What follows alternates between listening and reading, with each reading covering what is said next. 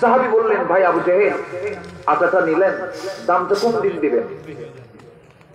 আবু জেহেল বলতেছে, কোন দিন দেব এই প্রশ্ন কি আমারে করলি? মানে ত্রাসের উপরে রেখে দিয়ে তাকে বিদায় দিয়ে দিলে।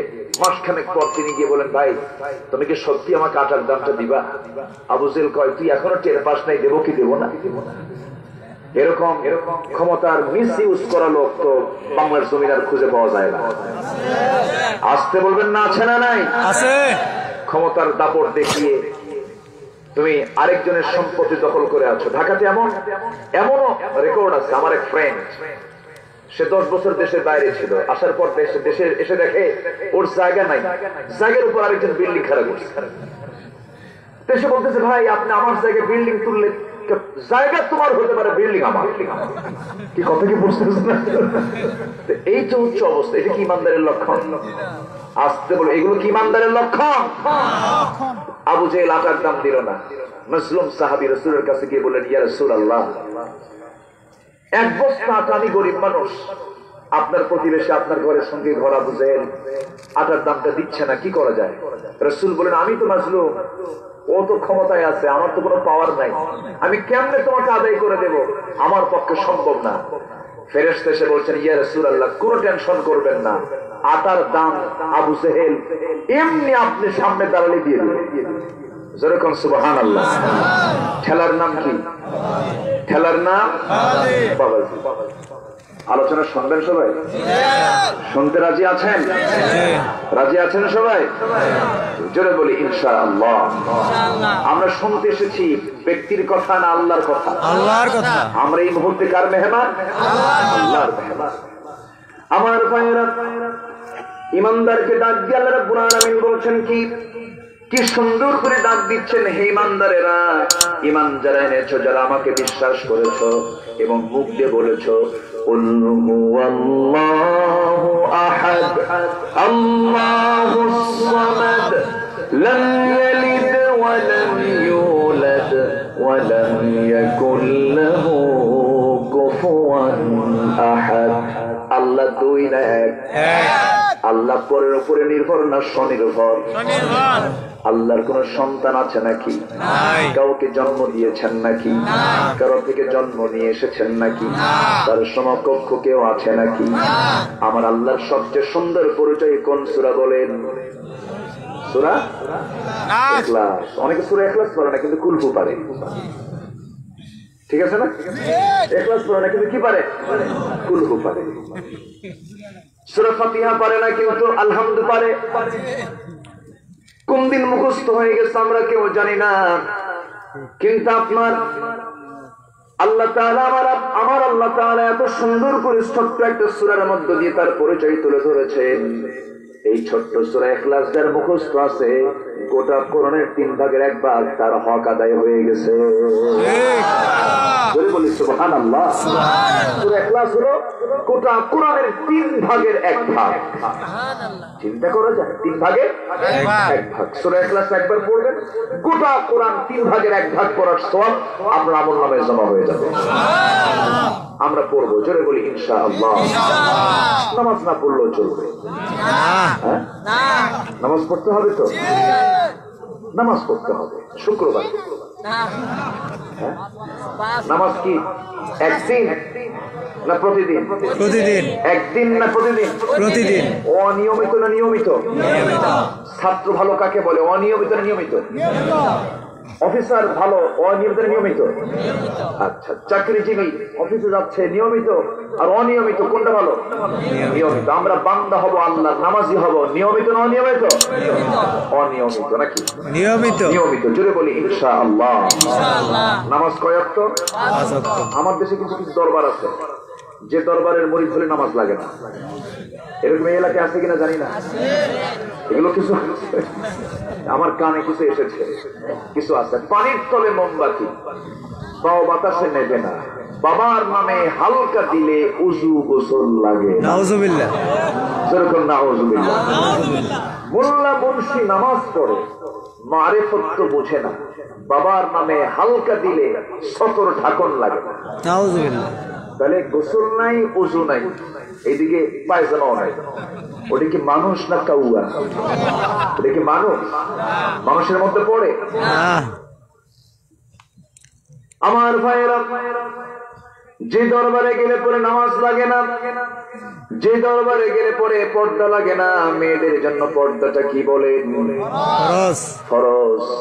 যে নারী পর্দাশীলা স্বামীর জন্য একটা সম্পদ, যে নারী পর্দাশীলা ভাইয়ের জন্য একটা গর্ব, যে নারী পর্দাশীলা বাবার জন্য একটা বরকত।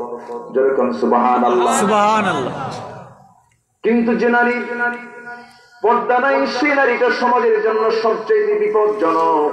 সে শুধু নিজেই বিপদে পড়ে না, আরো মানুষকে বিপদে ফেলে দেয়। এই বেলচের একটা জেলা কিশোরগঞ্জ, গত সম্প্রতি 2-1 দিন আগের ঘটনা। একটা মেয়ে, ছোট্ট মেয়েকে মাদ্রাসায় দিয়েছে, মাইশা তার নাম, 11 বছর বয়সের মেয়ে। সে মেয়েটাকে মাদ্রাসায় দিয়েছে, স্বামী প্রবাসে থাকে। মা পর্দাহীনতার কারণে পর্দার পরিবেশ পায় নাই, পর্দা অবলম্বন করে নাই, পরকীয়ায় জড়িয়ে পড়েছে। পরকীয়ায় জড়িয়ে পড়ে করিমগঞ্জ উপজেলার ঘটনা। পরকীয়ায় জড়িয়ে পড়ে পরকীয়ার সাথে পরকীয়া করে সেই ছেলেটার সঙ্গে তার সমস্ত আদান প্রদান হয়ে গেছে। এই দৃশ্যটা মেয়েটা জানতে পেরেছে। মাদ্রাসা থেকে এসে মাকে বলছে, মা তুমি আমার মা হয়ে আমি মাদ্রাসায় পড়ি, তুমি এটা কেমন করছো? আমার বাবার হক তুমি নষ্ট করতেছো। কিন্তু বোঝানোর পরেও বুঝতেছে না। শেষ পর্যন্ত কি হলো, নিউজ এসেছে ওই বখাটে যুবককে সহযোগিতা করে তাকে নিয়ে নিজের মেয়েটাকে খুন করে দুনিয়া থেকে বিদায় করে দিয়েছে। নাউজুবিল্লাহ বলেন, নাউজুবিল্লাহ। কি করবে তাহলে? এই পরকীয়া আজকে কি হলো? পরকীয়ার রেজাল্ট হলো নিজের সন্তান, সদ্যজাত সন্তানকে তার সেই বখাটে ওই যুবক দিয়ে নিজের মেয়েকে ধর্ষণ করে তাকে হত্যা করে দুনিয়া থেকে বিদায় করে দিলে। পর্দা থাকলে কি এমন হতো? আসতে বলবেন না এমন হতো? পর্দা কার হুকুম? আল্লাহর হুকুম। আসতে বলবেন না কার হুকুম? আল্লাহর হুকুম। আল্লাহর হুকুম। আল্লাহর হুকুমে শান্তি আছে না নাই? আছে। সবার বাড়িতে মা বোন আছে, বোরকা পড়ায় দিবেন। জোরে বলি ইনশাআল্লাহ। ইনশাআল্লাহ। বোরকা কার হুকুম? আল্লাহর হুকুম। আচ্ছা, এক সময় পর্দা ছিল না, কিন্তু আদম আলাইহিস সালামের সময় পর্দা ছিল না।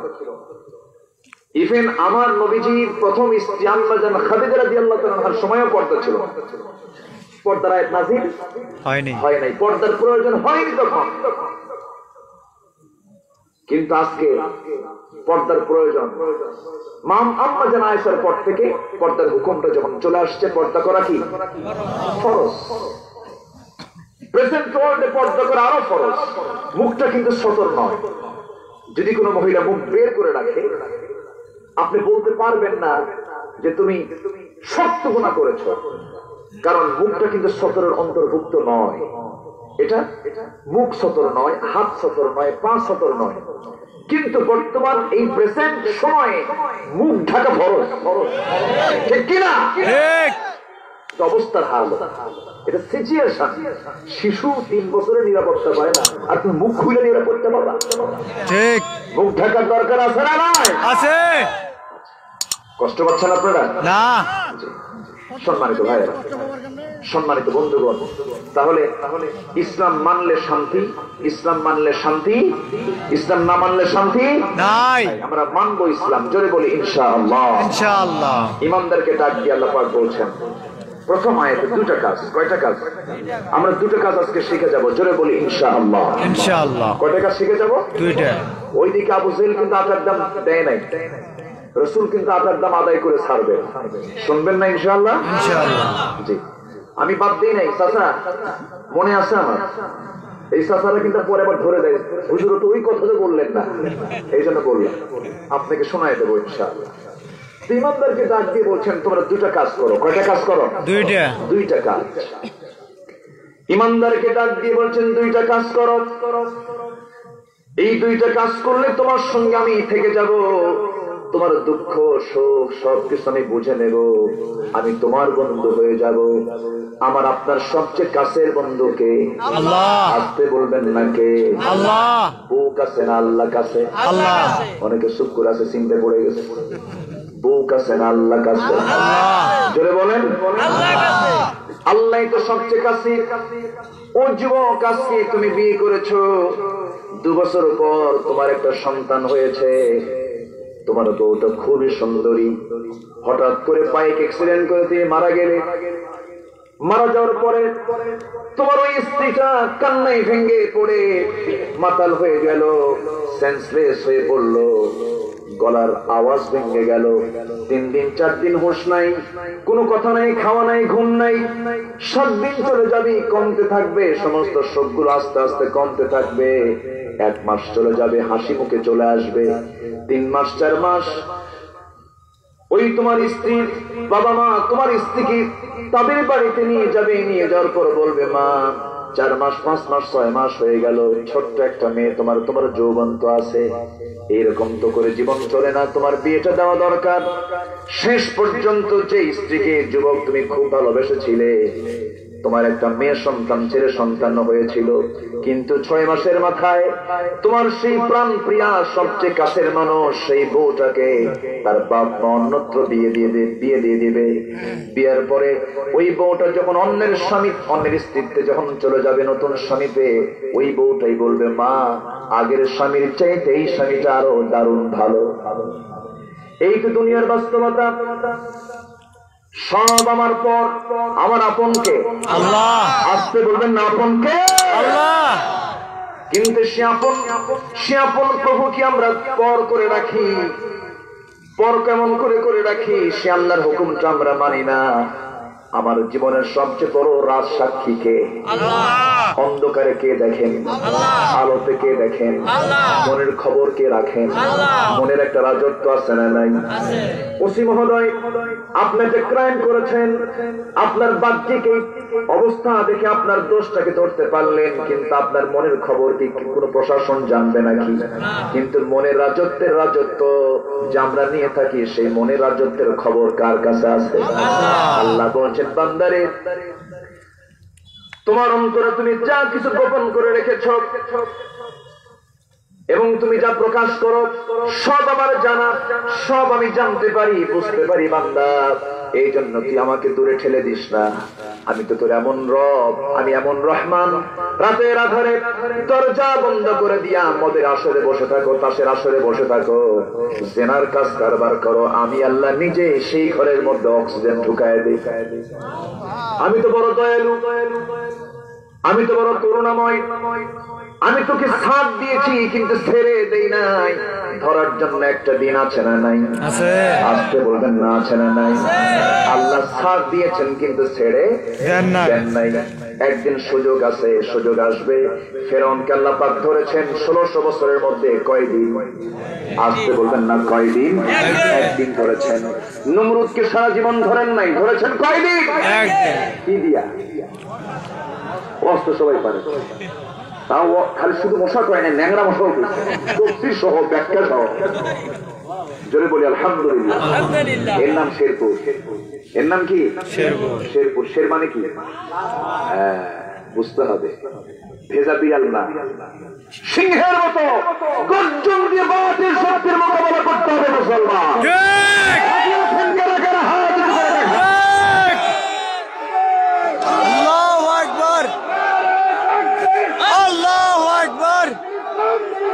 জিন্দাবাদ, জিন্দাবাদ,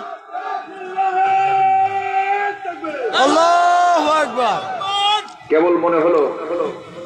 কেবল মনে হলো যে শেরপুরে বাঘ আছে। বলি আলহামদুলিল্লাহ। মুসলমানদের এই আওয়াজের দরকার আছে না নাই? আছে।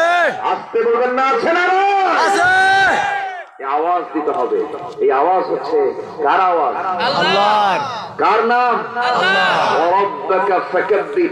যারা সূরা মুদাসসির পড়েছেন, ওয়ারাব্বাকা ফাকাব্বির, তুমি তোমার রবের নাম ছোট করে নিও না, বড় করে নাও। যত বড় তোমার আওয়াজ হবে, তত বড় জান্নাত তুমি পেয়ে যাবে। সম্মানিত ভাইয়েরা, এই আওয়াজ আবার অনেকের গায়ে খুব জ্বালা পোড়া করে। এরকম কিছু লোক আছে না? এই আবার কি শুরু হলো? এরকম লোক কিছু আছে না? ভয়ের কিছু নাই। তোমার আল্লাহর নাম নেবো কি ভয় করে? না। ছোট করে না। শিশু যখন মার পেট থেকে আসে, মুসলিম পরিবারে ঘটনা কি? কেটে দেন, বন্ধ করে দেন। মোবাইলটা এক জ্বালা, বুঝলেন? এটা দারুণ জ্বালা। এটা যে ছিল না দাদারা এটা রাখে নাই, খুব ভালো জিনিস। ঘুম নষ্ট, নামাজে ডিস্টার্ব, সব কাজে ডিস্টার্ব আছে না? এরপর মোবাইল ছাড়া উপায় নাই। সম্মানিত ভাই, আমার দিকে তাকান। কি যেন বলতেছিলাম?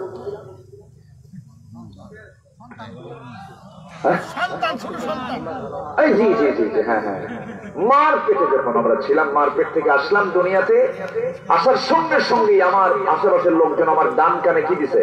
আজান। আওয়াজ বলেন, কি আওয়াজ? আজান। আরো জোরে আজান, আরো জোরে। আচ্ছা, তাহলে প্রথম আওয়াজ তো আল্লাহু আকবার। বয়স হলো, নামাজে গেলাম, প্রথম তাকবীর, রুকুতে যেতে, সিজদায় যেতে, সব জায়গায়। আচ্ছা, গোটা জীবন পার হলো। এরপরে যখন মারা গেছি, মারা যাবো আমরা, মারা যাওয়ার পর সামনে যখন সোজা হয়ে গেছে সাপের মতো।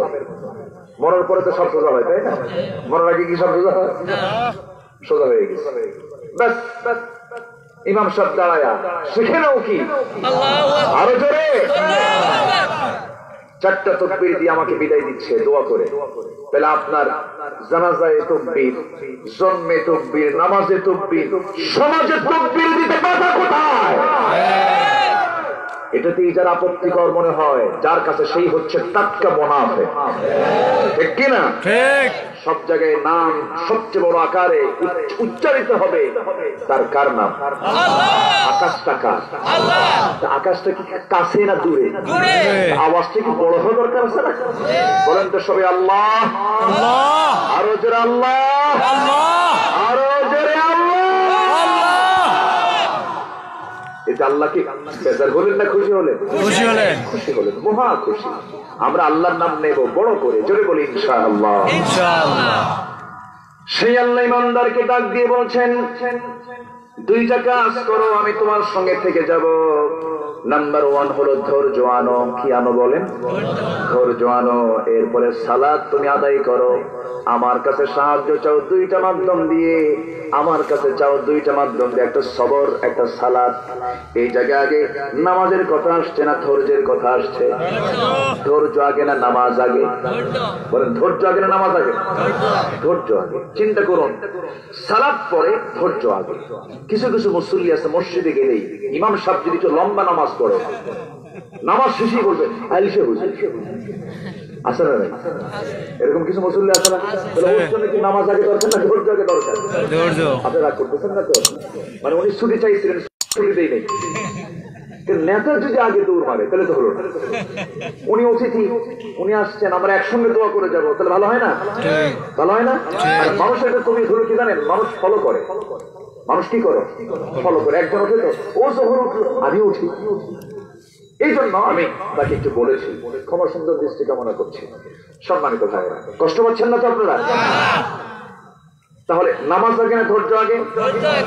ধৈর্য আগে। সবর, এটি এমন একটা গুণের নাম, ধৈর্য ধরবেন জান্নাত পাবেন, আর ধৈর্য হারাবেন শয়তান আপনাকে দখল করে ফেলবে।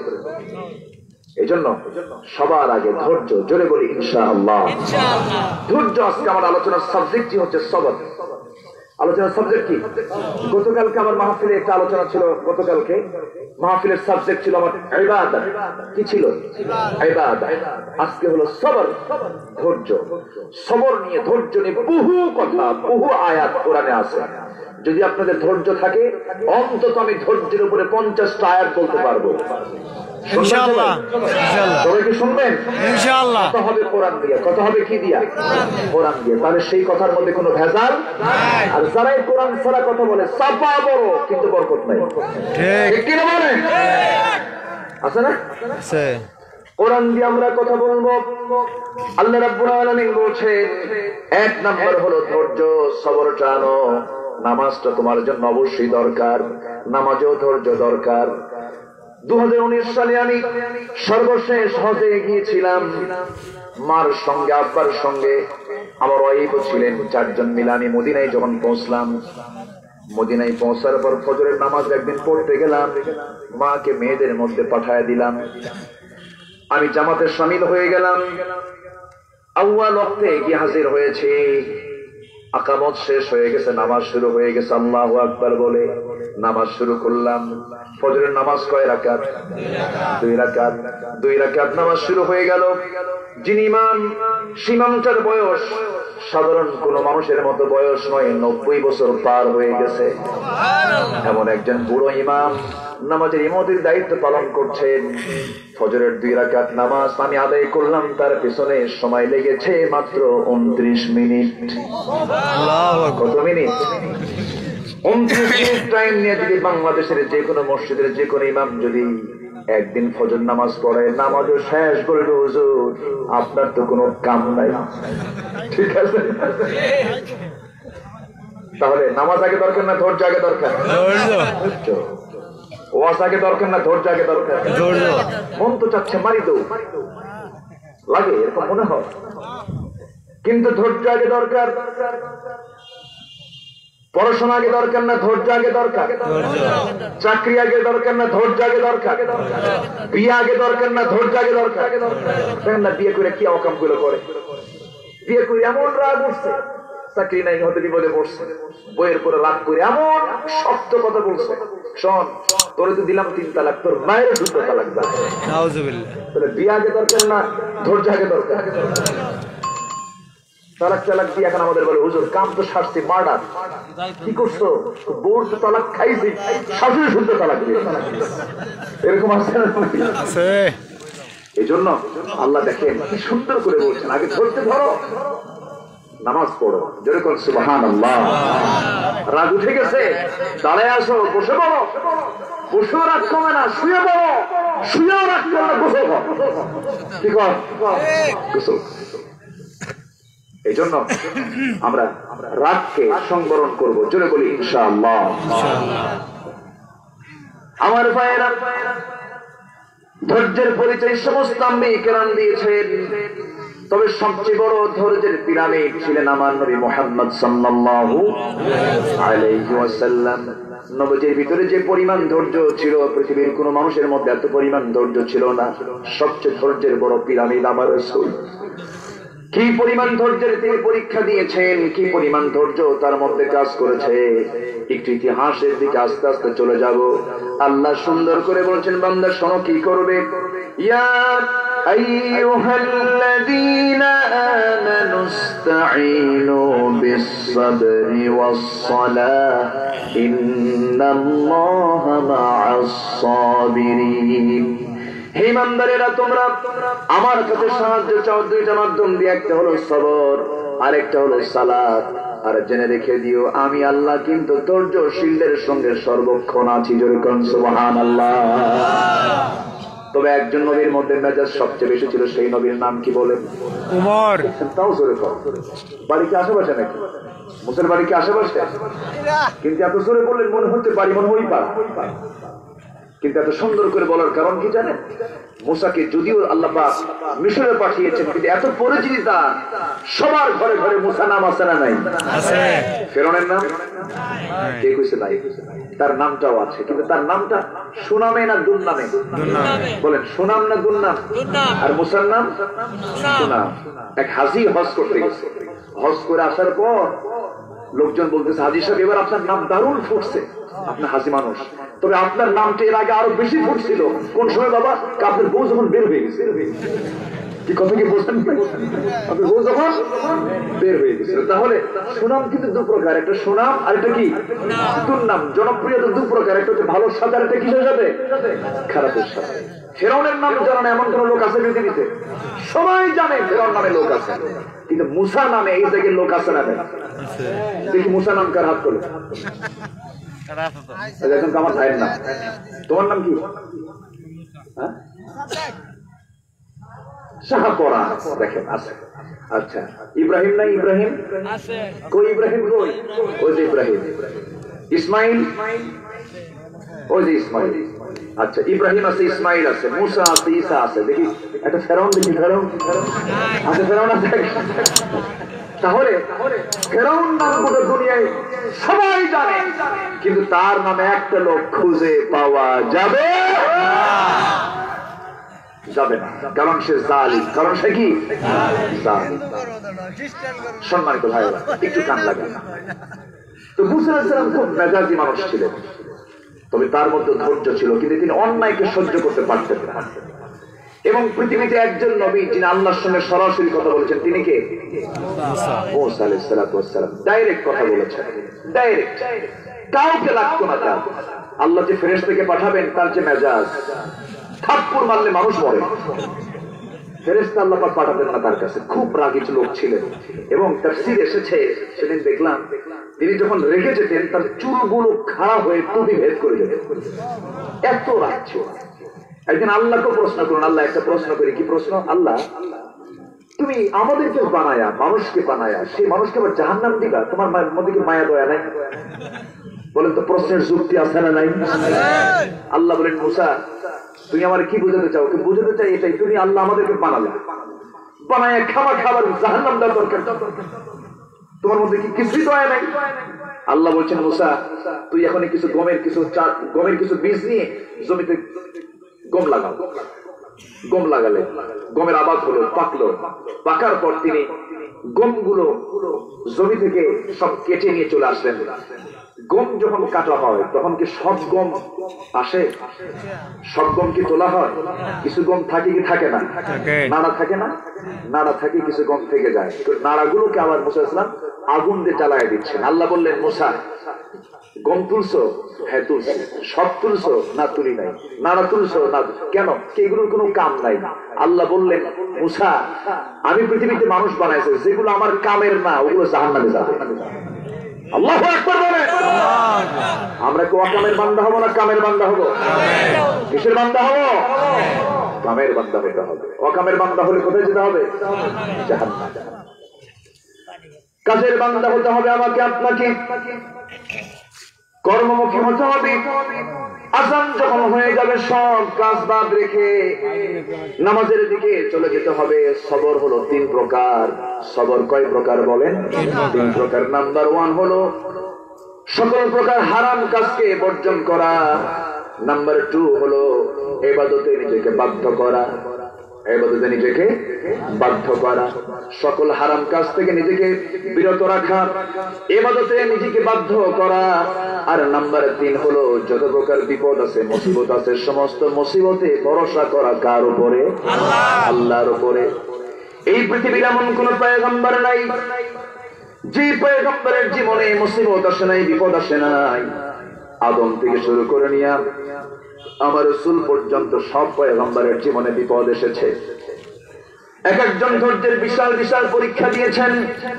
ইব্রাহিম আলাইহিস সালাম কেমন ধরনের পরীক্ষা করা হয়েছে, আল্লাহ রাব্বুল আলামিন তার ব্যাপারে রাসূলকে সান্ত্বনা দিয়ে বলছেন, ওয়া ইয আল্লাহ রাব্বুল আলামিন রাসূলকে সান্ত্বনা দিয়ে বলছেন, ওয়া ইয বাতালা ইব্রাহিম রাব্বুহু বিকালিমাতিন ফাআতাম্মাহুন। হে রাসূল, আপনি স্মরণ করুন সেই সময়ের কথা যখন আমি ইব্রাহিমকে অসংখ্য পরীক্ষা করেছি। প্রত্যেকটা পরীক্ষায় ইব্রাহিম তিনি ফেল না পাস, ফেল না পাস। অতএব হে রাসূল, আপনাকে পরীক্ষা করা হবে, আপনিও ফেল করবেন না, আপনিও পাস করবেন। সুবহানাল্লাহ। পরীক্ষা এসেছে আম্বিয়া কিরামদের জীবনে। যখন দেখবো আমার জীবনে আমার বাবা আমার বিরোধী হয়ে গেছে, তখন যেতে হবে ইব্রাহিমের দিকে। ইব্রাহিম আলাইহিস সালামকে যখন আগুনে নিক্ষেপ করা হয়, নিক্ষেপ করেছে নিজের বাবা। নিক্ষেপ করেছে কে? নিজের বাবা। নিজের বাবা বিরোধী হলে পরে আল্লাহর পয়গম্বর ইব্রাহিমের কথা মনে করতে হবে। যখন দেখবেন নিজের ভাইরা আপনার সঙ্গে শত্রুতা করছে, তখন আপনাকে যেতে হবে ইউসুফ আলাইহিস সালামের দিকে। ইউসুফকে কূপের মধ্যে ফেলে দিয়েছিল কারা? কারা কারা? পরের ভাই না নিজের ভাই? নিজের ভাইরা ফেলে দিয়েছিল। কিন্তু আল্লাহ এমন সিদ্ধান্ত নিলেন, আল্লাহ বলছেন, ইউসুফের ভাইরা তোরা হিংসা করে তোদের ভাইকে মৃত্যুর জন্য কূপের মধ্যে ফেলে দিলি, আর আমি আল্লাহ ইউসুফকে কূপের এক দিক দিয়ে ঢুকায়া দিয়া অন্য দিক দিয়ে দেশের প্রধানমন্ত্রী বানাইয়া দিলাম। সুবহানাল্লাহ। হিংসা করে বিজয় অর্জন করা যায় যায় না। আমার ভাইয়েরা, ভাই বিরোধিতা করলে পরে ইউসুফ আলাইহিস সালামের কথা মনে করব, বাবা বিরোধী হয়ে গেলে পর ইব্রাহিমের কথা মনে করব। যখন শরীরে অসুখ ফুরায় না, অসুখের পর অসুখ, নিজের অসুখ, বইয়ের অসুখ, সন্তানের অসুখ, সমস্ত পরিবার অসুস্থ হয়ে গেছে, সেই সময় ভাবতে হবে একজন পয়গম্বর 18 বছর ধরে তিনি রোগাক্রান্ত ছিলেন। কোন পয়গম্বর বলেন? আইয়ুব আলাইহিস সালাতু ওয়াস সালাম। এত কঠিন বিপদ, কোন বউ তার কাছে নাই, সম্পদ তার কাছে নাই, নির্জন পরিবেশে 18টা বছর ধরে সময়গুলো কাটায় দিলে কিচ্ছু নাই তার কাছে, কিন্তু একটা বার কি তিনি আল্লাহকে ভুলে গেছেন নাকি? ধৈর্যের দরকার আছে না নাই?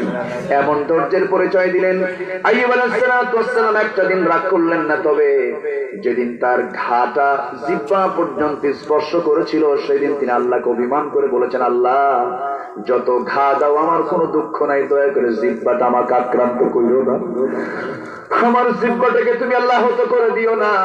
এই জিহ্বা দিয়া তোমার নামটা আমি ডাকি, তোমার নামের আমি জিকির করি, দয়া করে আল্লাহ আমার জিহ্বাটা ঠিক রেখে দাও। আল্লাহ বলছেন, আইয়ুব এতদিনের যত দোয়া তুমি করেছো সব দোয়ার মধ্যে আজকের দোয়াটা আমার বেশি বেশি আমার টান লেগেছে, আমি খুব খুশি হয়ে গেছি। আইয়ুব রে, চিন্তা করো না, সামনে তোমার জন্য জান্নাতের ঝর্ণা আমি দিয়ে দিলাম, গোসল বানায় নাও।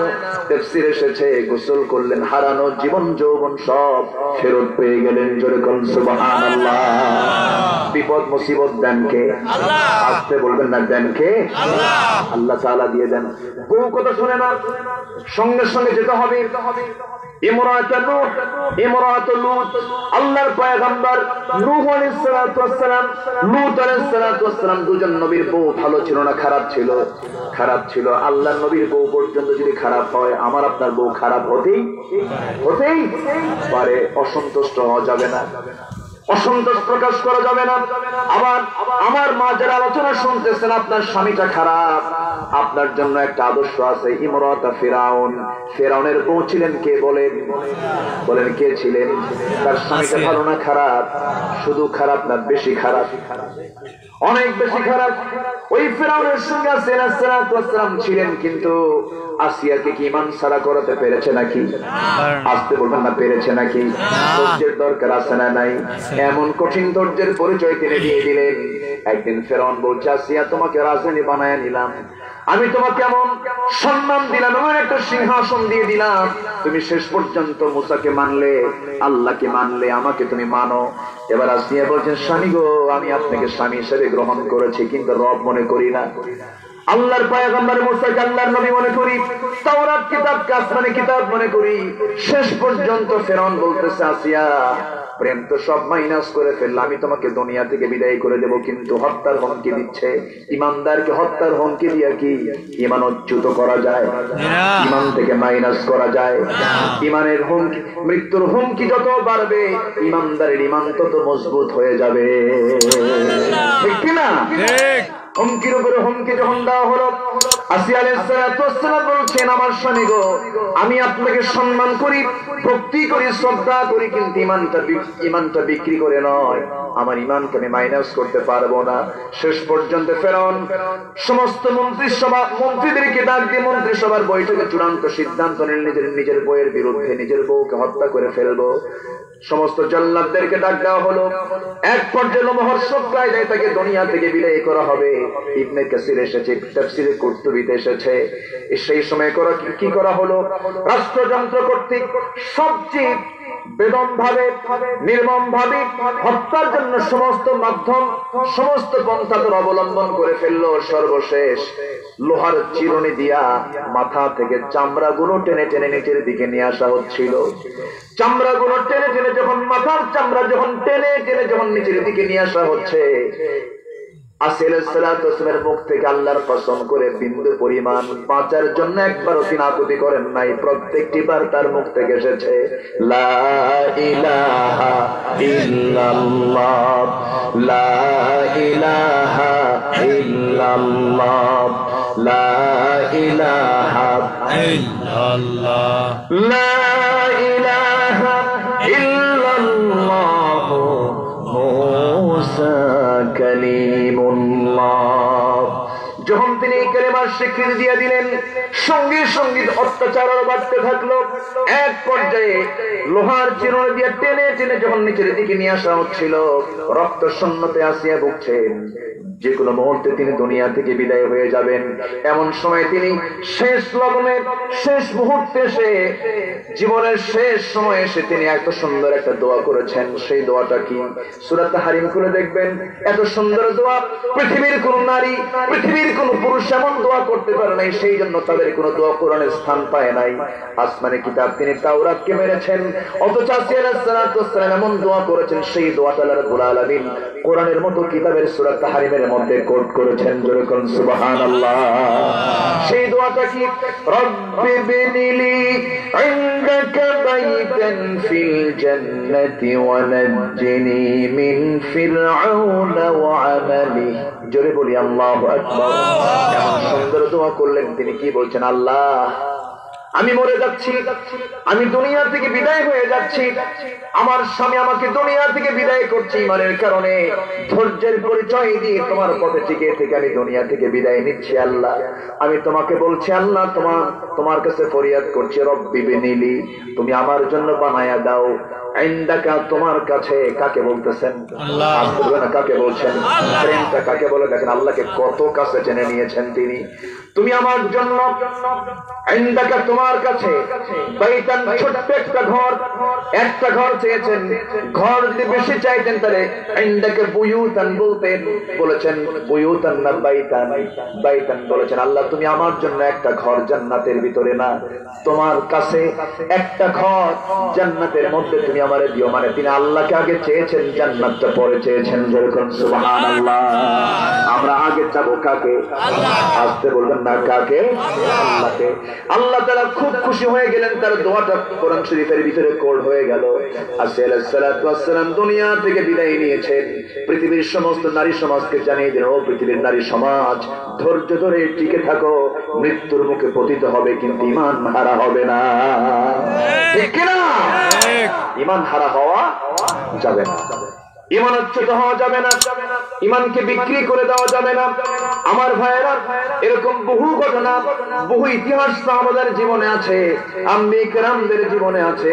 একজন মহিলার কথা মনে হয়ে গেল, একজন সাহাবীর কথা মনে হয়ে গেল। একজন সাহাবীর নাম আবু সালমা। কি নাম তার? আবু সালমা নামে একজন সাহাবী। আমার নবীজি মক্কার মানুষ, কিন্তু হিজরত করেছেন কোথায়? কোথায় করেছেন? হিজরত করছেন কি এমনি বেড়ানোর জন্য নাকি? বেড়ানোর জন্য? কিসের জন্য হিজরত করেছেন? কিসের জন্য? কার খুশির জন্য? এই কে ওঠে? আমি কি শেষ করে দেব? আলোচনা চালাবো? অনেক বাজে তো, কি করবো বলেন? হ্যাঁ, চলবে, কোন আপত্তি নাই তো? যে লোকজন যে একটু কমতেছে, কমু, সবাই থাকবেন তো? না, লোকজন কমে নাই, সামান্য কিছু লোক তো একটু ওঠা বসা করবে। যারা মূল শ্রোতা তারা ঠিক আছে, বলি আলহামদুলিল্লাহ। এখন যারা আছেন তারা উঠবেন। এত রাতে আমি আলোচনা করি না। আমি গতকালকে আমার ম্যাক্সিমাম মাহফিল গুলো আমি 9টায় উঠি, 11টায় শেষ করে দিই। এটি উচিত। আগামীতে মাহফিল করলে, তবে আপনারা অনেক ভালো আছেন। ময়মনসিংহ একটা মাহফিল ছিল বছর 3 আগে। মাহফিলে গেলাম রাত 9টায়। বললো হুজুর খান, বালিশ দিচ্ছি, কম্বল দিচ্ছি, একটু ঘুমা। তো বললাম যে ঘুমাবো, ওয়াজ উঠবো কখন? হুজুর গত বছর প্রধান বক্তা যে সময় উঠছে তার সেবার আগেই দিবেন। কয়টায় দিবেন? হুজুর 3টায়। রাত কয়টা? 3টায়। তাহলে এখন ওটার চাইতে খারাপ অবস্থায় না ভালো অবস্থায় আছে? অনেক ভালো। বলি এক একটা এলাকায় এক একটা সংস্কৃতি চালু আছে। তো যাক, আমি খুবই খুশি, আমি খুবই আনন্দিত। যতটুকু কথা বলি, কিন্তু এই জান্নাতি চেহারা গুলো দেখতে পেলাম তো, বলি আলহামদুলিল্লাহ। তাহলে আমরা আল্লাহর কাছে যাবো কয়টা মাধ্যম দিয়ে? 2টা। চলতেছে কয় নাম্বার আলোচনা? 1 নাম্বার। কয় নাম্বার আলোচনা চলতেছে? 1 নাম্বার। ধৈর্য দরকার আছে না নাই? আছে। আবু সালমা যখন শুনলেন রাসূল মক্কা থেকে মদিনায় রওনা দিয়েছেন, আচ্ছা কোন সাহাবী কি রাসূল মদিনায় গেলে সাহাবীরা মক্কায় থাকবে? আসতে বললেন থাকবে না, এটাই তো স্বাভাবিক। রাসূল মদিনার দিকে রওনা দিয়েছেন, বড় বড় ব্যবসায়ী আব্দুর রহমান ইবনে আউফ তখন ছিলেন সবচেয়ে বড় ব্যবসায়ী, কোটি কোটি টাকার মালিক। যখন শুনলেন যে রাসূল নাই, আব্দুর রহমান ইবনে আউফ বলতেছে, বউ তুইও থাক, ব্যবসাও থাকলো, সব থাকলো, আমি চললাম মদিনা। যেরকম সুবহানাল্লাহ। তাহলে দুনিয়ার সব আগে না আল্লাহ আগে? দুনিয়ার সব আগে না রাসূল আগে? দুনিয়ার সব আগে না ইসলাম আগে? ইসলাম আগে। ইসলাম কোথায় থাকবে আর কোথায় থাকবে না এটা বলার জন্য তুমি বান্দা বলতে পারো না। ইসলাম যেখানে মানুষ আছে সেখানে ইসলাম আছে। ইসলাম সব জায়গায় ছিল, আছে, থাকবে। তুমি থাকবা না। ইসলাম কার? আল্লাহর। আসতে বলবেন ইসলামটা কার? আল্লাহর। কষ্ট পাচ্ছেন? না। আব্দুর রহমান ইবনে আউফ বললেন, বউ তুমি কি ইসলাম কবুল করবা? কেন? থাক। চলে গেলাম, মদিনার দিকে চলে গেছে। বউ নাই, বাচ্চা নাই, সব থুইয়া, ব্যবসা থুইয়া চলে গেছে। কয়েকদিন পর রাসূলের কাছে সংবাদ আসলো, আব্দুর রহমান বিন আউফের বাড়ি আবু জেহেল দখল করছে। এখন দখল করে না? যারা দখল করে তারা আবু জেহেলের খালাতো ভাই। কি কথা কি বোঝা গেল? যারা জিনিসের দাম দেয় না তারা আবু জেহেলের কি আপন ভাইও বললে ভুল হবে না। কষ্ট পাচ্ছেন? না। ওই আটার দাম কিন্তু এখন আদায় হয় নাই, মনে আছে চাচা? আসতেছে, লাইনে আসতেছে। চাচা খুব ভালো মানুষ। জি আলহামদুলিল্লাহ। বুড়া মানুষ আছে যেখানে রহমত আছে সেখানে, যুবক আছে যেখানে, হ্যাঁ এখানেও রহমত আছে, বলি আলহামদুলিল্লাহ। যুবকরাও ভালো, বুড়াও ভালো, তবে বুড়াদের ডিস্টার্ব ইসলামে বেশি। বুড়াদের ডিস্টার্ব ইসলামে বেশি। বুড়া যেটা মন খারাপ করবেন না, ইসলামের বিরোধিতা করেছে যুবকরা না বুড়ারা? আবু লাহাব কি বলেন? আবু লাহাব কি ভাই না চাচা? চাচা। আবু জেহেল ভাই না চাচা? চাচা। চাচাদের মন খারাপ। হুজুর কি শুরু করলেন? এই যে গাড়ি কিন্তু কিছু তো করার নাই। তবে হ্যাঁ, বুড়াদের সম্মান ইসলামের সবচেয়ে বেশি, বলি আলহামদুলিল্লাহ। বুড়া যখন দাড়ি পাকা মুখ নিয়ে যখন দোয়া করে, দাঁত নাই, যখন বলে আল্লাহ আমাকে মাফ করে দাও, এরকম করে যখন বলে আল্লাহ বলে কথাই বুঝি না, যা মাফ করে দিলাম, সেরকম সুবহানাল্লাহ। তাহলে বুড়ার দাম আছে না নাই? তবে যুবকের দাম, রক্তের দাম আরো বেশি, বলি আলহামদুলিল্লাহ। আলহামদুলিল্লাহ। আব্দুর রহমান ইবনে আউফ সব ছেড়ে চলে গেছে, বাড়ি দখল করছে। রাসূলের কাছে সংবাদ এসলো, রাসূল বলেন আব্দুর রহমান তোমার বাড়ি তো আবু জেহেল দখল করছে। আব্দুর রহমান ইবনে আউফ প্রচন্ড খুশি হয়ে বলছে, হুজুর আবু জেহেল দখল করেছে আমার ঘরে, আমার বাড়ি, আর আমি দখল করেছি আপনার বিশ্ব নবীকে, আমি আপনাকে দখল করেছি। খুব খুশি হয়ে গেলেন রাসূল। রাসূল বলেন তুমি কি জানো জিবরাইল আমাকে সংবাদ দিলেন তোমার জন্য জান্নাতে একটা ঘরও দখল হয়ে গেছে। আমরা কি দুনিয়ার ঘর দখল করতে চাই না জান্নাতের ঘর দখল করতে চাই? জান্নাতের ঘর। ধৈর্যের দরকার আছে না? ধৈর্য দরকার। ধৈর্যের পিরামিড হতে হবে। আবু সালমা রওনা দিয়েছেন। আবু সালমা যখন রওনা দিবেন নিজের বউকে বলছেন, বউ রে আমার সঙ্গে যাবে নাকি? হ্যাঁ যাব। বউকে সাথে নিলেন, ছোট্ট ছেলেকে সাথে নিলেন, 4 বছর বয়স। রাস্তার মধ্যে শ্বশুর বাড়ির লোকজন এসে হানা দিল, হায়নার মতো জোরপূর্বক বউটাকে ধরে নিয়ে চলে গেল। আবু সালমা তোর সঙ্গে আমাদের মেয়ে পাঠাবো না।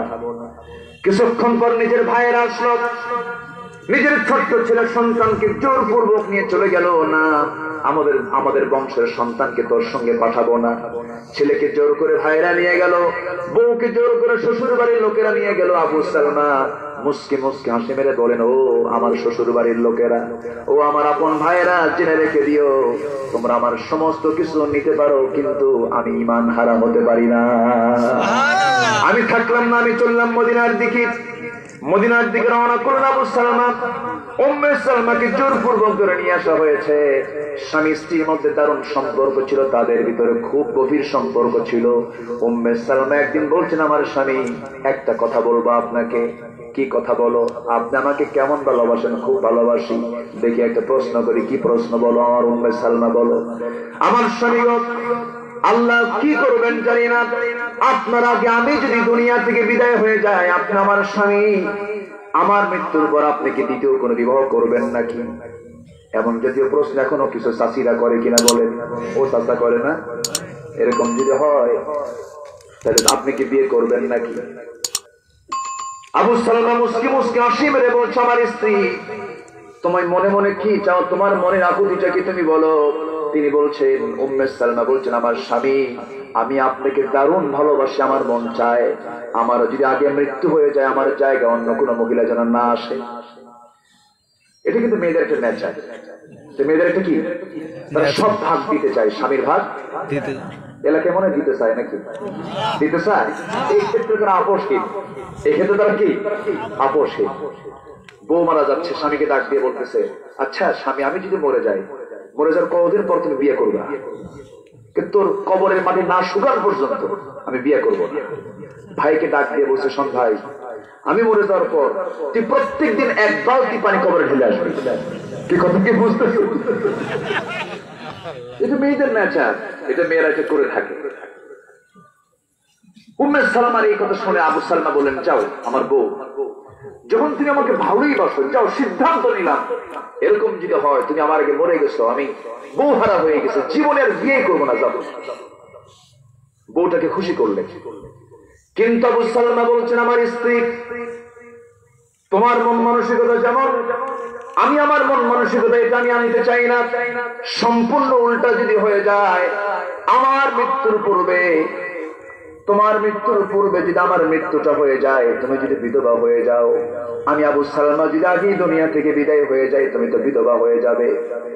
আমি একজন বিধবা নারীর জন্য এমনটা দোয়া করব না, আমি দোয়া করবো, আল্লাহ এমনটা যদি হয়ে যায় আমার উম্মে সালমার জন্য আমি স্বামী, আমার চাইতে উত্তম স্বামী তুমি আল্লাহ তারে জুটাইয়া দিও। সুবহানাল্লাহ। আল্লাহর দরবারে স্বামীর দোয়াটা কবুল হয়ে গেছে, এটা উত্তম দোয়া। আবু সালমার দোয়াটা কবুল হয়ে গেল, মদিনায় চলে গেছেন। ওই যে মদিনায় চলে গেছেন 1 বছরের মাথায় উম্মে সালমা ইসলামের টানে, দিনের টানে, কোরআনের টানে, স্বামীর টানে, পরিবারের টানে মক্কা থেকে মদিনায় সবার চোখ ফাড়াল করে পালায়া পালায়া সন্তানটাকে নিয়ে মদিনার দিকে চলে গেছেন। ফজরের একটু পরে কি হাজির হয়েছেন, আযান হয়ে গেছে, নামাজ হয়ে গেছে। নামাজের সঙ্গে সঙ্গে আসসালাতু আলাল মাইয়িত, মৃত ব্যক্তির জানাজার জন্য ঘোষণা হয়ে গেল। সেই মৃত ব্যক্তির জানাজার ঘোষণা হলো, কার মৃত্যুর ঘোষণা? সেই মৃত্যুর ঘোষণা যখন এলান হয়ে গেল, সেই মৃত্যুটা হলো সেই আবু সালমার মৃত্যুর ঘোষণা। উম্মে সালমার কানে চলে গেল, যেন আকাশ থেকে তিনি ভেঙ্গে পড়লেন শোকাহত হয়ে, বাহারে আমি মদিনায় ঢুকলাম, স্বামীকে হারায় ফেললাম। জানাজা যখন সম্পন্ন হলো, নবীর কাছে সংবাদ গুলো, ইয়া রাসূলুল্লাহ উম্মে সালমা দুনিয়া থেকে বিদায় নিয়েছেন। আবু সালমা দুনিয়া থেকে বিদায় নিয়েছেন, আর আবু সালমার স্ত্রী উম্মে সালমা মক্কা থেকে মদিনায় চলে আসছে তার সন্তান সহ। আমার নবীজি বললেন, তোমরা আমাকে ওই এতিম বাড়িটার সামনে নিয়ে যাও, বিধবার সামনে আমাকে হাজির করে ফেলো। আমার নবীজি হাজির হয়ে গেলেন, আর বলছেন, উম্মে সালমা চিন্তা করো না, তোমার সন্তান তো এতিম, আর তোমার সন্তানের সামনে যে দাঁড়িয়ে আছে সে হলো এতিমদের সর্দার। যেরকম সুবহানাল্লাহ। দায়িত্ব আমার কাঁধে পড়ে গেল। উম্মে সালমা তোমার বিয়ের ব্যবস্থা হয়ে যাবে। সুন্দর সুন্দর সাহাবী, চরিত্রবান সাহাবীরা আছে। সঙ্গে সঙ্গে উম্মে সালমা মাটির দিকে তাকায়া বলছে, ইয়া রাসূলুল্লাহ আমি আমার স্বামীকে দারুণ লাইক করি, দারুণ ভালোবাসি। আমার জানা মতে এই পৃথিবীতে আমার স্বামীর চাইতে দ্বিতীয় কোন উত্তম পুরুষ পৃথিবীতে নাই, আমার বিয়ের দরকার নাই।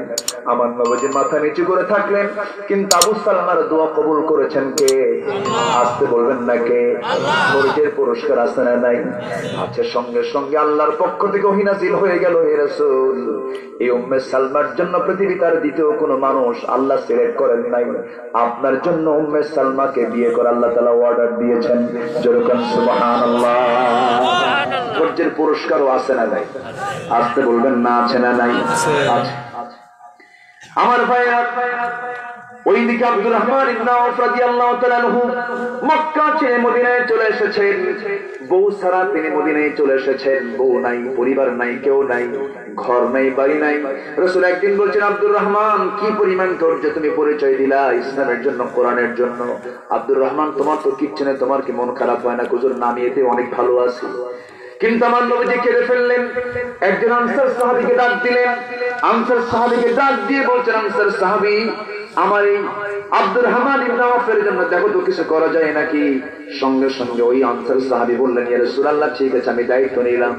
তাকে সঙ্গে করে নিয়ে মদিনার সবচেয়ে বড় দুইটা খেজুর বাগান, দুইটা বড় বড় খেজুর বাগান দেখায় বলছেন, ও আমার ভাই আব্দুর রহমান, দুইটা বড় বড় খেজুর বাগান তোমাকে দেখালাম, যে বাগানটা তোমার পছন্দ হবে সেই বাগানটা আমি এই মুহূর্তে আমি তোমার নামে দলিল করে দেব। কিন্তু তোমার সঙ্গে তো এই মদিনার কোন মেয়ের বাবা তোমার সঙ্গে বিয়ে দেবে না, কারণ তোমার ঘর নাই, বাড়ি নাই, তোমার তো বিয়ে করা জরুরি। আল্লাহ আমাকে দুইটা স্ত্রী দান করেছেন, তুমি যদি মনে করো বিয়ে করা দরকার, আমার যে কোনো একটা স্ত্রীকে আমি তালাক দেব, তুমি তাকে বিয়ে করে নিবা। একটু আস্তে কোন সুবহানাল্লাহ। মোহাব্বত কি ছিল, ভালোবাসা কি ছিল, আজকে আমরা কোথায় চলে গেছি। সেই ভালোবাসা আজকে বিদায় নিয়েছে আমাদের মাঝ থেকে। সাহাবীদের ভিতরে এমন মহব্বতটা ছিল, তাদের ভিতরে এমন আতাত ছিল, মহব্বত ছিল, স্বপ্ন পর্যন্ত এক হয়ে যেত। আমার নবীর ইন্তেকালের বেশ কিছু পরে হযরত আলী একদিন স্বপ্নের মধ্যে, ঘুমের মধ্যে তিনি দেখতে পাচ্ছেন আমার নবীজি তার দরজায় হাজির হয়েছেন। দরজায় হাজির হয়ে সালাম দিয়ে বলছেন, ওরে আলী, দীর্ঘদিন যাবত তোমাকে দেখি না, তোমার সঙ্গে আজকে সাক্ষাৎ করতে এসেছি। আমার নবীজি তার শিয়রে বসলেন, ব্যাগের ভিতর থেকে একটা খেজুর বের করলেন, 3টা আঙ্গুলে বের করে আঙ্গুল 3টা দিয়া বলছেন, আলী মুখটা ফাঁক করো। মুখটা ফাঁকা করলেন, একটা খেজুর তুলে দিলেন, তিনি খেজুরটা খেয়ে নিলেন। ঘুম তার ভেঙে গেল, জায়গা পেয়ে দেখেন তার জিহ্বার ভিতরে তাজা খেজুরের স্বাদ ফুটে উঠেছে। হযরত আলী ওযু বানালেন, নামাজে দাঁড়ায় গেলেন। নামাজে দাঁড়ায় আল্লাহর কাছে কান্নাকাটি করলেন তৃপ্ত মনে, আল্লাহ তোমার রাসূলকে আজ অনেকদিন পর দেখতে পেলাম স্বপ্নের ভিতরে। শুকরিয়া স্বরূপ নামাজ পড়ে ফজরের নামাজ জামাত আদায় করার জন্য মসজিদে চলে গেলেন। সেই সময় খলিফা ওমরের শাসন আমল, খলিফা ওমর ফারুক নামাজ পড়াচ্ছেন ফজরের নামাজ। প্রথম রাকাত পেলেন, প্রথম কাতার পেলেন না, দ্বিতীয় কাতার পেলেন না। তৃতীয় কাতারে হযরত আলী তিনি নামাজে দাঁড়িয়ে গেছেন। ওমর ফারুক রাদিয়াল্লাহু তাআলা আনহু নামাজ পড়াচ্ছেন। নামাজ যখন শেষ হয়ে গেছে, বেশিক্ষণ বসলেন না, ডান দিকে তাকায় দেখেন কিছু খেজুর হাদিয়া স্বরূপ নিয়ে আসছে কে যেন। তিনি খেজুরের টোপলা কারো হাতে না দিয়ে ওমর ফারুক নিজের হাতে নিয়ে প্রথম কাতারে সবার হাতে হাতে 3টা 4টা 5টা করে খেজুর দিতে লাগলেন। সবার হাতে হাতে দিতে দিতে হযরত আলীর আগের জনকে পর্যন্ত 2-3টা করে খেজুর সবার হাতে হাতে দিলেন। এবার আলীর কাছে এসে বলছেন, ওমর ফারুক, আলী মুখটা ফাঁকা করো। মুখটা ফাঁকা করলেন, অনেকগুলো খেজুর থেকে একটা খেজুর বের করে 3টা আঙ্গুলে নিয়ে আমার নবীজির মতো ওমর ফারুক তার মুখের মধ্যে উঠায়া দিলেন।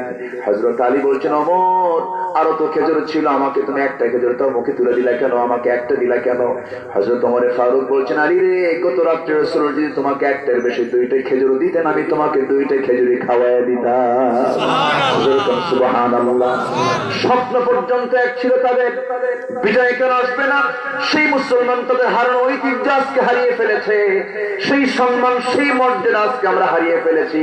আমার ভাইরা, আমার বন্ধুগণ, আব্দুর রহমান ইবনে আওফকে বললেন, ওই সাহাবী আনসার সাহাবী বলছেন, ও আমার ভাই, আমার বউকে আমি তালাক দিয়ে দেব।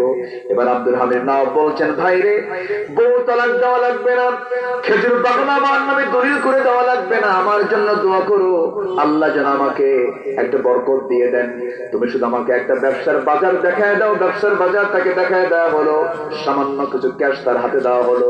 ব্যবসা করতে করতে এমন বরকত পেলেন, কয়েক কোটি সোনা তার কামাই হয়ে গেল। কয়েক কোটি সোনা কামাই হওয়ার পর বিয়েটা জরুরি, বিয়েটা প্রয়োজন, বিয়েটা জরুরি মনে করে তিনি বিয়েটা করে নিলেন, মোহর আদায় করলেন। আমার নবী খবরটা জানতেন না। 3-4 দিন পরে সুন্দর পোশাক পরে আতর সুরমা লাগায়া সুগন্ধি লাগায়া আমার নবীর দরবারে আব্দুর রহমান হাজির হয়েছেন। আমার নবীজি তাকে দেখে বলছেন, আব্দুর রহমান, তোমার চেহারায় লাবণ্য পাচ্ছি, তোমার গায়ে সুগন্ধি পাচ্ছি, তুমি মনে একটা কিছু ঘটাইছো। হুজুর বিয়ে করছি। রাসূল বলেন, বিয়ে করছো, আমার দাওয়াত দেন। হুজুর মনে ছিল না। কি কথা কি বুঝতেছেন আপনার? সুবহানাল্লাহ। কি ছিল না? মনে ছিল না। রাসূল বললেন, তুমি আমারে দাওয়াত দিলে না। হুজুর বিয়ে তো জরুরি জিনিস, বিয়ে তো দরকার। ভাবলাম যখন পছন্দ হয়ে গেছে, সাক্ষী জাত কবুল সব ঠিকঠাক আছে, আমি যেন বিয়ে করে নিয়েছি। রাসূল মাইন্ড করলেন না। রাসূল বলেন, ঠিক আছে বিয়ে করছো, কিন্তু আমার দায়িত্ব আছে। কি দায়িত্ব? তুমি কি মোহরানা দিয়েছো? হুজুর দিয়েছি। টাকা পাইলে কোথায় টাকা পেয়েছো? হুজুর ব্যবসা করে কয়েক কোটি সোনা কামাই করেছি, বরকত পেয়েছি, ওই রুটি দিয়ে ওই সোনা দিয়ে বিয়ে করছি। যেরকম সুবহানাল্লাহ। আমার নবীজি দোয়া করেন, আল্লাহ তুমি আব্দুর রহমানের ব্যবসায় বরকত দাও। বলেন তো তার ব্যবসা কি ছোট হবে না বড় হবে? ছোট হবে না বড় হবে? বড় হবে। আর যুবকরা আজকে বিয়ে করতে চায় না। আজকে সমাজে বিয়ে বেশি না জেনা বেশি? জেনা। আসতে কোন কেন? বিয়ে বেশি না জেনা বেশি? জেনা। বিয়ে করতে চায় না। যুবককে যখন বলা হয় তুমি বিয়ে করো, হুজুর বিয়ে করে কি খাওয়াবো? বউ কি হাতি? হ্যাঁ? বউ কি হাতি যে তুমি খাওয়াবা? কি তোমার বউ নিয়ে টেনশন? তোমার রিজিকের দায়িত্ব কার? আসতে বলবেন না কার? অকাম করো না, নোংরামি করো না যুবক। তোমার যৌবন সম্পর্কে প্রশ্ন করবেন কে? আসতে বলবেন না কে?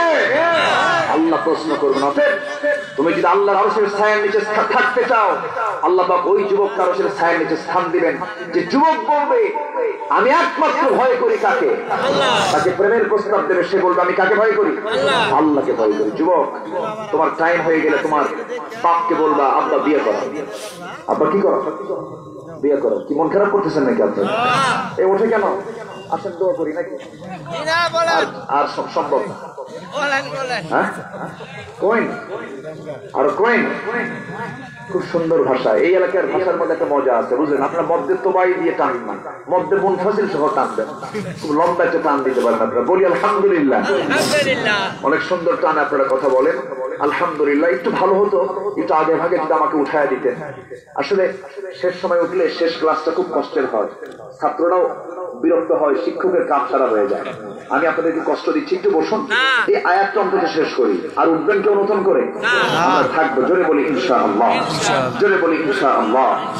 আব্দুর রহমান ইবনে আওফ রাদিয়াল্লাহু তাআলা বিয়ে করলেন, ব্যবসায় বরকত পেলেন। এটার ইতিহাসের শেষ ফলাফল হলো ব্যবসায় এত বরকত হলো তিনি তাবুক অভিযানের সময় 3 বস্তা সোনা দান করেছিলেন। কয় বস্তা? 3 বস্তা সোনা দান করেন। নবীজির দোয়ার ফসল। বলি আল্লাহু আকবার। অতএব ধৈর্যের পুরস্কার আছে না নাই? আমরা ধৈর্য ধরবো। সাহায্য চাইবো কার কাছে? সাহায্য চাইবো কার কাছে? আল্লাহর কাছে। নামাজ পড়বো কয় ওয়াক্ত? আসতে বলে নামাজ পড়বো কয় ওয়াক্ত? 5 ওয়াক্ত। সময় না অসময়? বুঝে না না বুঝে? জেনে না না জেনে? তাড়াতাড়ি না আস্তে আস্তে? আস্তে আস্তে। বলেন বলেন বলেন। তাড়াতাড়ি না আস্তে আস্তে? আস্তে আস্তে। সময় কম না সময় বেশি নিয়ে? সময় বেশি নিয়ে সুন্দরভাবে আস্তে আস্তে পড়বো আমরা। জোরে বলি ইনশাআল্লাহ।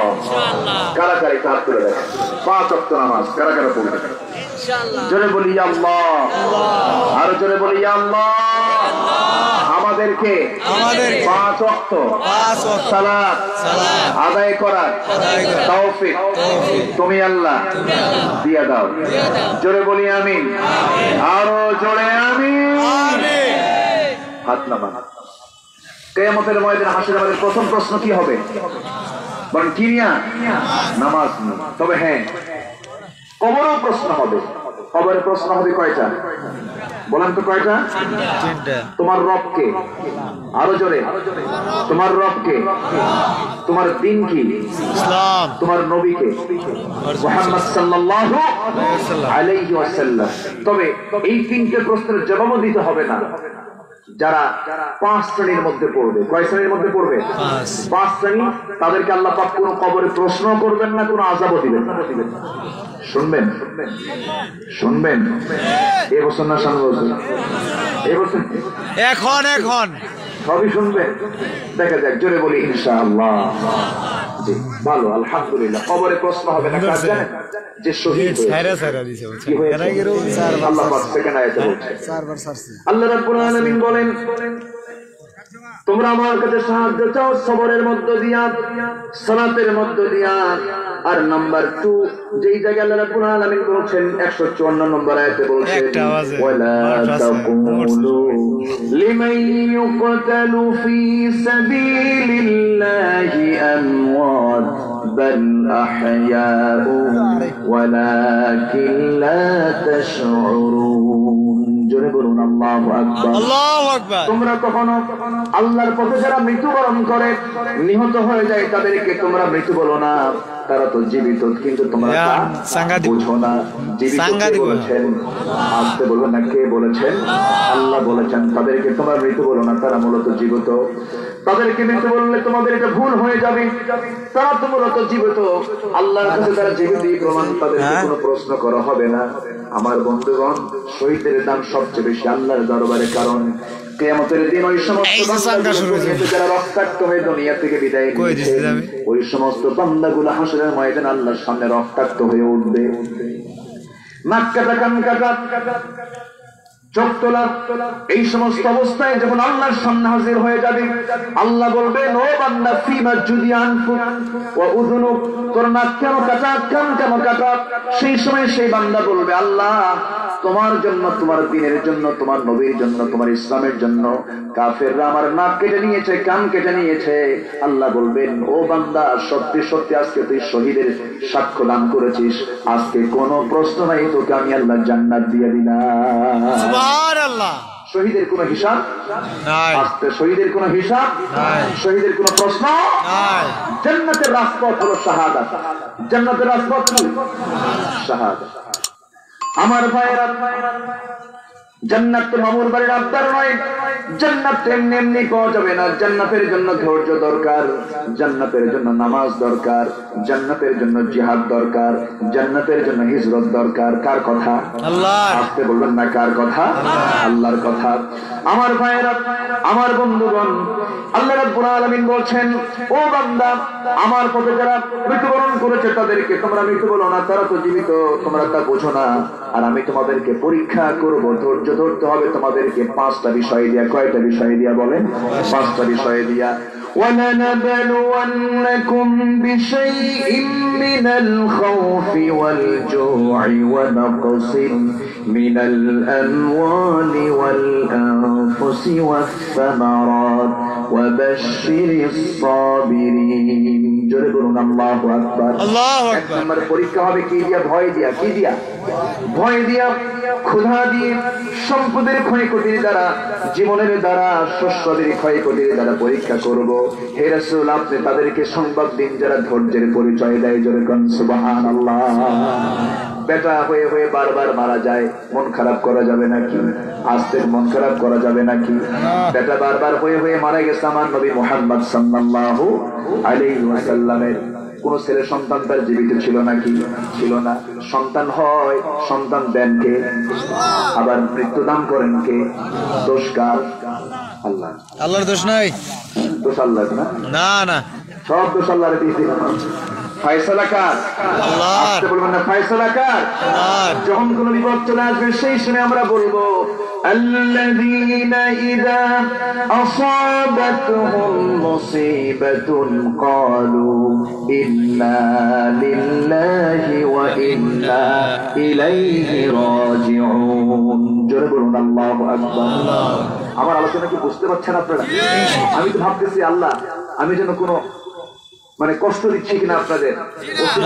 আমার একটা কথা তার খুব মনে পড়ছে আমার। উনি একটা কথা আমাকে বললেন, সেটা হলো যে মানুষের অবস্থা অনুযায়ী কথা বলা উচিত। কতটুকু কথা লোড নিতে পারবে, তার ক্যাপাসিটি কতটুকু, সেটা যদি কেউ না জানে, না বুঝে, এতটুকু জ্ঞান না রাখে, সে কথা বলে জাতির কোনো কল্যাণ বয়ে আনতে পারবে না। তো আপনারা যারা আছেন আমার কথা কি বুঝতে পেরেছেন তো? জি। কারো কোনো কষ্ট হয়নি তো? না। বলি আলহামদুলিল্লাহ। আলহামদুলিল্লাহ। আলোচনার সাবজেক্ট কি বলেন তো? ধৈর্য। সাবজেক্ট কি বলেন তো? ধৈর্য। কিছু কিছু আলোচক আছে 2 ঘন্টা ওয়াজ করে, কেন্দ্রে কুন্ডে সব শেষ, একটা আয়াত নাই, হাদিস নাই। সেটা আপনি কি বুঝলেন? কি যে বুঝলাম কিছু বুঝি নাই, তবে কাঁদছি। এরকম আছে না? আমরা একটা সাবজেক্ট নিয়ে আজকে আমরা যাবো। জীবনের সকল জায়গায় আমরা ধৈর্যশীল যদি হই, সব জায়গায় বিজয় দেবেন কে? বিজয় দেবেন কে? আল্লাহ। আল্লাহ পাক বিজয় দিবেন। মুসা ইসলাম যদি ধৈর্যহীন হতেন, ফেরাউনকে পরাজিত করতে পারতেন? রাসূল যদি ধৈর্যহীন হতেন, আবু জেহেলকে পরাজিত করতে পারতেন? ইব্রাহিম ইসলাম যদি ধৈর্যহীন হতেন, নমরুদকে পরাজিত করতে পারতেন? পারতেন না। সব জায়গায় আমরা ধৈর্যের পরিচয় দেব। জোরে বলি ইনশাআল্লাহ। আর জোরে বলি ইনশাআল্লাহ। পরিমণি আর মুরাদটা মুসিবত আসবে। আমাকে যখন কেউ প্রশ্ন করে, কেন বেছে নিলে পথ, কেন ডেকে নিলে বিপদ, জবাবে তখন বলি মৃদু হেসে যাই চলে, জবাবে তখন বলি মৃদু হেসে যাই চলি, বুকে মোর আছে হিম্মত, বুকে মোর আছে হিম্মত, ঠিক কিনা? ঠিক। হিম্মত থাকতে হবে। কার সাহস? আসতে বলবেন না, কার সাহস? আল্লাহ সাহস আমরা চলবো। জোরে বলি ইনশাআল্লাহ। ইনশাআল্লাহ। আরো জোরে বলি ইনশাআল্লাহ। ইনশাআল্লাহ। জি, সুবহানাকাল্লাহুম্মা আশহাদু আল লা ইলাহা ইল্লা আনতা। না শেষ করুন না, এলে কথা কয়েন না। ও ফজর আজান তো দেই নাই। দেখেন তো আপনি। জি, জোরে বলি ইনশাআল্লাহ। খুব ভালো মানুষ আপনারা, বলি আলহামদুলিল্লাহ। আলহামদুলিল্লাহ। তাহলে আরো যে 1 ঘন্টা লাগবে চাচা, লাগুক। থাকতে রাজি আছেন চাচা? জি জি, জোরে বলি ইনশাআল্লাহ। ইনশাআল্লাহ। ফজর নামাজ না পড়লেও চলবে। না এটা না। ফজর পড়বো তো আমরা। আচ্ছা, জি, জোরে বলি ইনশাআল্লাহ। রাতি কেটে যাবে ঘুমে অলসে, ওই কি ঘুমাবো নাকি? রাতি কেটে যাবে ঘুমে অলসে, তুমি কি জানবে না তোমার নিজেকে, রাত কি কেটে যাবে ঘুমে অলসে। আমরা কি ঘুমে শুধু রাত কাটাবো? জিকির করবো কার? আসতে বলবেন না, কার? আমাকে চেনার দরকার আছে না নাই? আছে। আমাকে চেনার তুমি তৌফিক দাও খোদা, তোমাকে চেনার তুমি তৌফিক দাও, আমাকে চেনার তুমি তৌফিক দাও আল্লাহ, তোমাকে চেনার তুমি তৌফিক দাও। জোরে বলি আমিন। আমিন। আরো জোরে আমিন। আমিন। আল্লাহ তুমি সবাইকে কবুল করো। আমিন। আচ্ছা, আমি তো এটা মনে রাখি নাই। তো আবু জেহেল যখন রাসূলের একটা মুজিজা এখানে আছে, মুজিজাটা সবাই শুনেই দেয়। রাসূলের মুজিজা আছে না নাই? আছে। একটা না, অসংখ্য। তবে সকল নবীর মুজিজা নবীদের মৃত্যুর মধ্য দিয়ে শেষ হয়ে গেছে। আমার নবীর মুজিজা এখনো আছে না নাই? আছে। কি এক নাম্বার? কি? কোরআন। আমার নবীজি যখন ওই মুসলিম সাহাবীর আবদার যখন শুনলেন, জিবরিল আমিন এসে বলছেন, ইয়া রাসূলুল্লাহ, আটার দাম তোলার দায়িত্ব আল্লাহ নিজে নিয়েছেন, শুধু আপনি যাবেন, আবু জেহেলের ঘরের সামনে দাঁড়াবেন, ব্যবস্থা হয়ে যাবে। আমার নবীজি ওই মাজলুম সাহাবীকে নিয়ে আবু জেহেলের ঘরে গিয়ে পৌঁছলেন, দরজায় নক করলেন। আবু জেহেল ভাবলো মুহাম্মদকে আজকে সাইজ করবো, যেরকম নাউজুবিল্লাহ। নাউজুবিল্লাহ। কিন্তু দরজা খুলেই পরিস্থিতি খোলাচা হয়ে গেল। আমার নবীজি যখন সামনে দাঁড়ালেন, দাঁড়িয়ে বললেন, চাচা আপনি কি আমার এই সাহাবীকে চিনেন? হ্যাঁ বাবা চিনি। রাসূল অবাক হচ্ছেন, এত সুন্দর ফেরেশতা জিবরাইল এরকম মতো এত সুন্দর করে কথা বলে, ব্যাপারটা কি? আমার নবীজি বললেন যে, চাচা আপনি কি চিনেন? হ্যাঁ চিনি। এর কাছ থেকে আটা নিয়েছিলেন? হ্যাঁ। দাম দিয়েছেন? দাম তো দেই নাই। দাম দিবেন না? অবশ্যই দেব। রাসূল অবাক হয়ে যাচ্ছেন যে এত সুন্দর করে কথা বুঝেন কোন দিন শিখলো। রাসূল বললেন, চাচা তাহলে দামটা দিয়ে দেন। বাবা শুধু আটার দাম দেবো না, সিন্ধুকের চাবি শুদ্ধ দিয়ে দেবো। রাসূল বললেন, চাচা না, সিন্ধুকের চাবি দিতে হবে না তো, যা আটার দাম হয় তাই দিবেন, আপনি দিয়ে দেন। আবু জেহেল বলতেছে, দেব দাম, দেব মূল্য, কিন্তু শর্ত আছে। কি? বাঘ ঠেকা। বাঘ ঠেকা মানে আমার নবীজি পিছনের দিকে তাকায় দেখেন জিবরাইল পিছনে দাঁড়ায় আছে। মানে জিবরাইল পিছনে হিংস্র বাঘের স্রোত নিয়ে দাঁড়ায় আছে। আবু জেহেল তো অস্থির হয়ে গেছে, না জানি কখন আক্রমণ করে। আরেকটা বর্ণনায় আসছে, আমার নবী যখন দাঁড়িয়ে ছিলেন তখন একটা বড় উট আমার নবীর মাথার উপরে খাওয়া হয়েছিল। আবু জেহেল এই দৃশ্য দেখে আশ্চর্য হয়ে ভাবলো যে এই মুহূর্তে যদি আমি এখান থেকে স্থান না ত্যাগ করি, আমারে খায়া ফেলবে। তখন সে আটার দামটা দিয়ে নিরাপদে চলে যায়। এই মুজিজা দেখার পরেও আবু জেহেল ইসলাম কবুল করতে পেরেছে? আজকে বলবেন না পেরেছে? আজকের সমাজেও যারা আবু জেহেলের চরিত্র নিয়ে থাকে, ওদেরকে হাজার বুঝান, কাম হবে না। আজকে বলবেন না কাম হবে না। অথচ আবু জেহেল এত কিছু দেখলো, রাসূল তাকে সবচেয়ে দাওয়াত দিয়েছেন, কম না বেশি? এখানেও ধৈর্যের দরকার আছে না নাই? একবার না, দুবার না, হাজারবার তাকে দাওয়াত দিয়েছেন, সবচেয়ে ডিস্টার্ব করেছে। আবু জেহেল বলছে, কোনদিন আসবি না। রাতের বেলা গেছেন, সকালে গেছেন, সন্ধ্যায় গেছেন, দাওয়াত দিয়েছেন, চাচা আপনি ইসলাম কবুল করেন। ডিস্টার্ব করেছে, তারপরে দাওয়াত দিয়েছেন। আবু তালেব নিজের ঘর, নিজের বাড়ির মানুষ, তাকেও দাওয়াত দিয়েছেন, কাম হয় নাই। অথচ সালমান ফার্সি কি কোনোদিন ভালো করে দাওয়াতও দেওয়া লাগে নাই, খুঁজে খুঁজে রাসূলকে বের করে কালেমা পড়ে মুসলমান হয়ে গেল। সুবহানাল্লাহ। আল্লাহু আকবার বলেন। আল্লাহু আকবার। হেদায়েতের মালিক কে? আল্লাহ। অনেকে বলে হুজুর আমার জন্ম যদি নবীর সময় হতো, নবীকে দেখতে পেতাম, নবীর সাহাবী হতে পারতাম, কত মান কত সম্মান বাড়ত। তখন আমি প্রশ্ন করি, এই তুই যদি আবু জেহেল হইতি, কি কথা বলছেন? ঠিক। অতএব আমরা যে সময় আছি বলি আলহামদুলিল্লাহ, জোরে বলি আলহামদুলিল্লাহ। আমরা ইসলামকে নিয়ে লালন করব, ইসলাম মেনে চলবো, জোরে বলি ইনশাআল্লাহ। আমি আর কথা বাড়াতে চাচ্ছি না। অনেক মূল্যবান সময় তারা দিয়েছেন, অনেক গুরুত্বপূর্ণ ব্যক্তি এখানে আছেন। কালকে দিন অফিস আছে না? অফিস আছে না? অনেকের কাজ আছে, এটার ইফেক্ট অন্য কাজে পড়ে যাবে। যাক, যতটুকু হয়েছে আমরা বলি আলহামদুলিল্লাহ, জোরে বলি আলহামদুলিল্লাহ। আল্লাহ তুমি আমাদের সবাইকে 5 ওয়াক্ত নামাজি বানাও, দিন বোঝার তৌফিক দাও। শেষ করে দিলে কেমনে হবে না? কয় ব্যক্তি বলেছি? কয়টা? একটা। আলোচনা তো শেষ হয় না, পুরায় না বাবাজি, অনেক আলোচনা থেকে গেল। যতটুকু হয়েছে বলি আলহামদুলিল্লাহ। আচ্ছা বসেন, আপনি বসেন। কোমর লেগে গেছে? হ্যাঁ, কোমর লাগে না। 4 ঘন্টা 5 ঘন্টা বসে আছে, কোমর লাগে? কোমর লাগছে, সমস্যা নেই, কষ্ট হচ্ছে, বসেন। যে আমরা দোয়া করে যাই। না না, আমি দোয়া চাই সবার কাছে, সবাইকে আমার জন্য দোয়া করবেন। শেষ করে দিল। যে আমিও দোয়া করি সবার জন্য। মাদ্রাসার মুহতামিম সাহেব কোথায়? আল্লাহ তুমি এই মাদ্রাসাকে কবুল করো, জোরে বলি আমিন। শিক্ষকদেরকে কবুল করো, জোরে বলি আমিন। পানি বান্দা মাথায় দস্তরবন্দি হলো 5 ছাত্র না? জি, 5 ছাত্রের মাথায় দস্তরবন্দি হলো। আল্লাহ তুমি 5 ছাত্রের সিনায় 30 পারা কোরআন আজীবন তুমি আল্লাহ জেহেনে রাখো, জোরে বলি আল্লাহুম্মা আমিন। সবার কাছে এই দোয়া কামনা করে আসুন দোয়ার দিকে যাবো। তার আগে একটু মাহফিল কর্তৃপক্ষ আমাকে বলেছেন হুজুর 12টার আগে সবাই দান করলো, 12টার পরে দান করলে একটু সবের পরিমাণ বেশি হবে। তো যারা দিয়েছেন আবার একটু যদি বরকতান কিছু দিয়ে তাহাজ্জুদের সময় আমরা আল্লাহর কাছে যাবো। আমরা চাইবো কার কাছে? আল্লাহর কাছে। সবাই নামাজের সুরাতে বসি। এই এলাকায় কি দোয়া হয় না? এলাকায় দোয়া হয় না? দোয়া হয় না?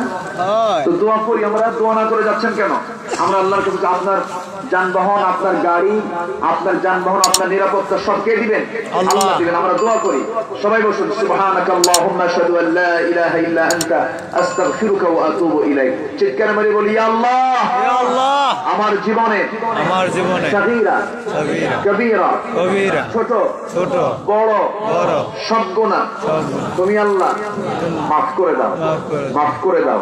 জোরে বলুন ইয়া রাব্বাল আলামিন, ইয়া রাব্বাল আলামিন, ইয়া রাব্বাল আলামিন। সবাই নামাজের মতো করে বসেন যে যেখানে আছেন। মায়েরা মাহফিল আছে কি? মায়েরা মাহফিল আছে? যে মারা অনেক ভালো, মারা বসে থাকে, মারা যায় না, তারা একটু কম করে। এলাকার মায়েরা কি বিড়ি খায় নাকি? হ্যাঁ, এই জন্য যায় না, দেখছেন? এই জন্য যায় না, মায়েরা থাকে। আলহামদুলিল্লাহ, আল্লাহ তুমি মাদেরকে কবুল করো, জোরে বলি আমিন। জি, কি চাদর ব্যাগ গেছে? জি, যে যা পারি আমরা দেবো ইনশাআল্লাহ। যে কজন আছি আমরা ওসি মহাজের জন্য দোয়া করি। ওনাকে চেনেন তো সবাই নাকি? চেনেন না? আল্লাহ তুমি তার পরিবারকে দিনের জন্য কবুল করে নাও। আমিন। মুরব্বীর জন্য দোয়া করি, আল্লাহ তুমি তার মুরব্বীকে তুমি আল্লাহ কবুল করে নাও।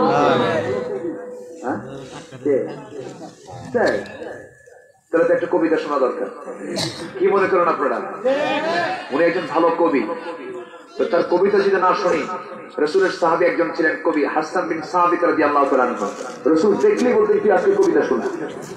আলহামদুলিল্লাহ বলেন, কবিতা শোনাও। রাসূল তার থেকে শত শত পংক্তি লাইন কবিতা শুনতেন। আলহামদুলিল্লাহ, আলহামদুলিল্লাহ। একটা কবিতা আমরা তার কাছ থেকে শুনবো, শোনা।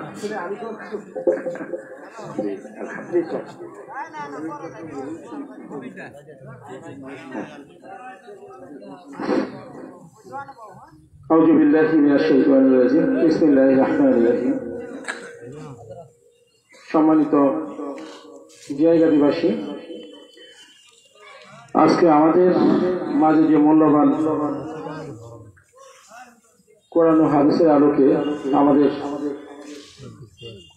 আল্লাহ কর্তৃক প্রদত্ত যে নির্দেশনা, জীবন চলার বিধান, আমাদের অত্যন্ত মূল্যবান যে বয়ান রেখেছেন। আসলে আমাদের সম্মানিত হুজুরের সামনে দিনের আলোচনার বা দিনের ব্যাপারে কথা বলার মতো শক্তি সামর্থ্য কোনোটাই আমাদের নেই। আমরা শুধু দোয়া চাই। আর যেহেতু আমি আপনাদের থানার জনসাধারণ আপনাদের সকলের সেবা করার জন্য অল্প কয়েকদিনের জন্য আসছি। আসলে আমাদের কবি সাহেব যেটা বলছেন, উনি কবিতা লেখেন, ওনার যেহেতু একটা ফেসবুক পেজ আছে, তো আমি মাঝে মাঝে দু একটা লাইন হয়তো সাথে উত্তর দেওয়ার চেষ্টা করি। এটা ভেবেই হয়তো তিনি বলেছেন। মূলত এটা তো আমার আসলে কোনো অধ্যবসায় নেই, কোনো পেশা নয়, নেশা না। তাৎক্ষণিকভাবে উপস্থিতভাবে হয়তো আমি দু চ্যানেল লেখার চেষ্টা করি। তো আমাকে ক্ষমা করবেন, হুজুর ক্ষমা করবেন, আমি আসলে এই মুহূর্তে সেভাবে প্রস্তুত না। তো তারপরে বলি, সেটা হচ্ছে যে যিনি সার্বভৌম ক্ষমতার মালিক আল্লাহ, তার তরেই যেন আমার এই জীবন, আমার এই মরণ, আমার এই সকল উদ্দেশ্য সবকিছুই বিসর্জিত হয়। সবাইকে ধন্যবাদ। আসসালামু আলাইকুম। ওয়ালাইকুম আসসালাম। যে তার সামান্য দুটা লাইনে সব কথা চলে আসছে। বলি আলহামদুলিল্লাহ। শ্রেষ্ঠ কবিতা হলো কার কবিতা? বলেন কার কবিতা? যে আল্লাহর কবিতা। জি শুকরিয়া, আলহামদুলিল্লাহ। ওনাকে একটু বিরক্তি করলাম, মানে হঠাৎ করে তাকে আমি বলে ফেলেছি। তো যাই হোক, জি আলহামদুলিল্লাহ। আনজিলুন নাস আলা মানাজিলিহিম, যার যে মর্যাদা, সেই মর্যাদা অনুযায়ী তাকে সম্মান দেওয়াটাও জরুরি, ঠিক কি না? জি, আসুন আমরা দোয়া করি, আমরা আল্লাহর কাছে চাই, আমরা আল্লাহর কাছে প্রার্থনা করি আল্লাহ যেন আমাদের সকলের জিন্দেগীর গুনাহগুলোকে মাফ করে দেন। সবাই নামাজের মতো করে বসি আমরা, যে নামাজের মতো করে আমরা বসে দেই।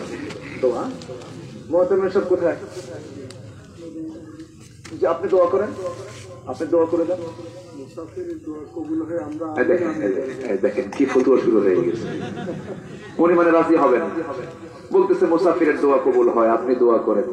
তো আপনাদের কেউ এসে দোয়া করেন না? হয় আমি করব? আচ্ছা জি, আমি সবার কাছে দোয়া চাচ্ছি। অনেক রাত হয়েছে। জি আলহামদুলিল্লাহ, আমরা আল্লাহর কাছে যাবো, ফজর যেন কারো কাজা না হয়, মনে থাকবে সবার। তাছাড়া কিয়ামতের দিন আল্লাহ যদি আমাকে বলে বক্তা তোর আগে তক্তা বানাই, সৌদি সাহেব তোমার আজকে 12টা বাজায় ছাড়বো, তোমাদের কারণে আমার বান্দারা ফজর নামাজ কাজা করছে। খুব লক্ষণীয় এটা, এটা যেন খেয়াল থাকে, ফজর যেন কাজা না হয়। আমরা এই বিষয়টা খেয়াল করব। আমরা মাথার মধ্যে কিছু অ্যালার্ম, মাথার মধ্যে শুধু ঘড়িতে না, মোবাইলে না, মাথায় অ্যালার্ম থাকে। প্রত্যেকটা বান্দার একটা অ্যালার্ম থাকে মাথায়। ওই অ্যালার্মটা চাপ দিয়ে শুয়ে পড়বেন, এমনি ফজরের সময় জায়গা পাবো। জি ইনশাআল্লাহ।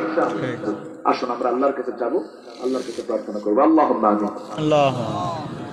রব্বানা যালামনা أنفسنا وإن لم تغفر لنا وترحمنا لنكونن من الخاسرين ربنا لا تزغ قلوبنا بعد إذ هديتنا وهب لنا من لدنك رحمة إنك أنت الوهاب গভীরাত নিঝুমরাত ঝিমানো রাত্রিতে চাঁদের মতো হাজারো মুসলমান নরনারীকে নিয়ে তোমার কালামের 2-3 আয়াতকে সামনে রেখে সবর শীর্ষক, ধৈর্য শীর্ষক, সবর সালাত নিয়ে কিছু কথা বলেছি, শাহাদাত নিয়ে কিছু আলোচনা করার চেষ্টা করেছি।